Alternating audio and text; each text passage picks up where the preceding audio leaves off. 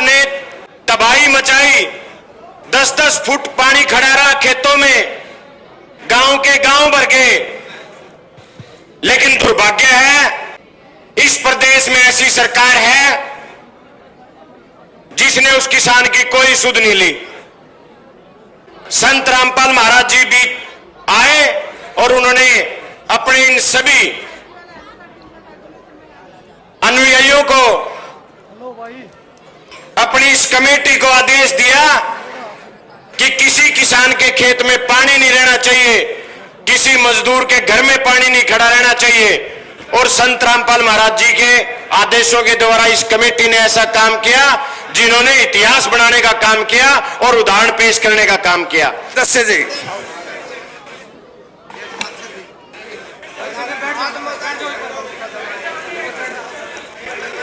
मेरे यहां तो सभी बड़े बुजुर्गों को,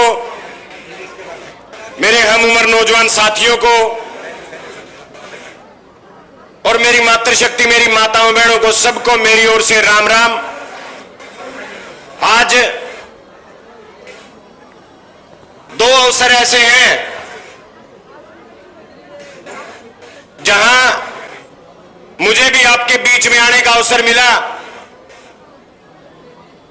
भाई नरेश यादव जी को सबसे पहले तो मैं इस सफल आयोजन की बधाई देता हूं।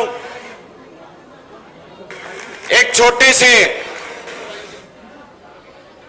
थोड़े से समय के अंदर इतना शानदार आयोजन भाई ने किया और आप इतनी भारी संख्या में आप यहां पहुंचे, इसके लिए मैं भाई नरेश यादव जी का और उनकी पूरी टीम को बधाई देता हूं। साथियों, आज दो अवसर ऐसे हैं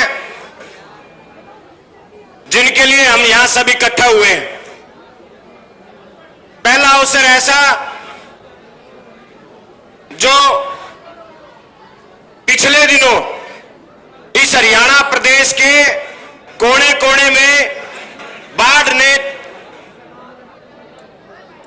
तबाही मचाई, 10-10 फुट पानी खड़ा रहा खेतों में, गांव के गांव भर गए। लेकिन दुर्भाग्य है इस प्रदेश में ऐसी सरकार है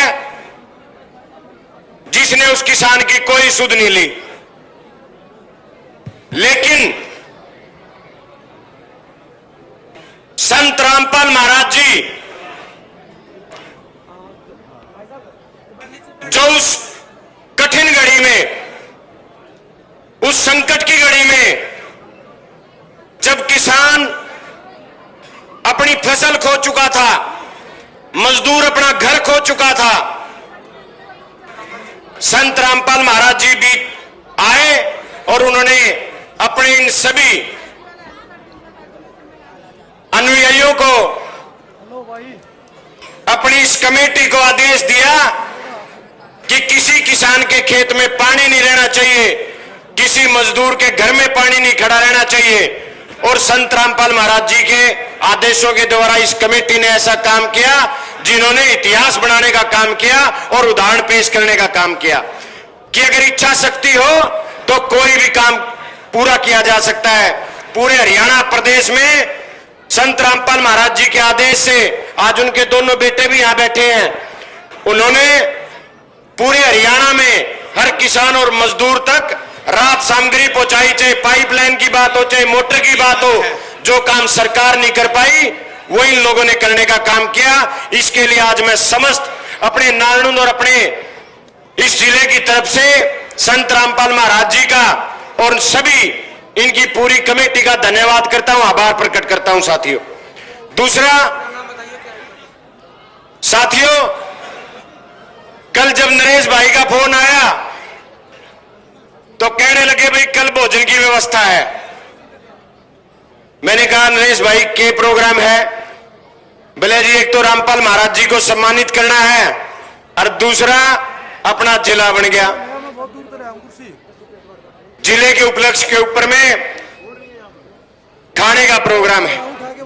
मैं आज आप सबको बधाई देता हूं कि जो इस जिले की कम से कम 10 साल पुरानी मांग थी वह मांग पूरी हुई और हम सबको इस प्रदेश का 23वां और अपना जिला हासिल मिला। इसके लिए मैं आप सबको बधाई देता हूं। साथियों, एक एक साथी जिसने इस जिला बनवाने में सहयोग कराया, हमारी कमेटी बैठी थी अभी यहां, जो जिला बनाओ कमेटी संघर्ष समिति थी, हमारे किसान संगठन थे जिनकी मांग थी इस जिले के लिए, पुरानी मांग थी कि भी हांसी जिला बनना चाहिए, क्योंकि ये हांसी कई सौ साल पहले भी जिला था और जो आज जिले हैं उनसे बहुत पुराना महानगर था। हांसी का अधिकार था।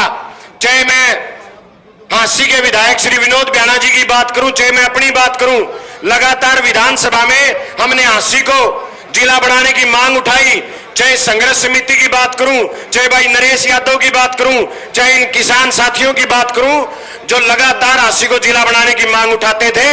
और मैं धन्यवाद करता हूं इन सब साथियों का जिन्होंने कठिन लड़ाई लड़ी और हांसी को जिला बनाने में अपना योगदान दिया। यही आपके बीच में कहने आया था। आप सबने मेरी बात को सुना, आप सबका बहुत बहुत धन्यवाद। मेरी ओर से, नालंद की ओर से आप सबको नए साल की बहुत बहुत शुभकामनाएं।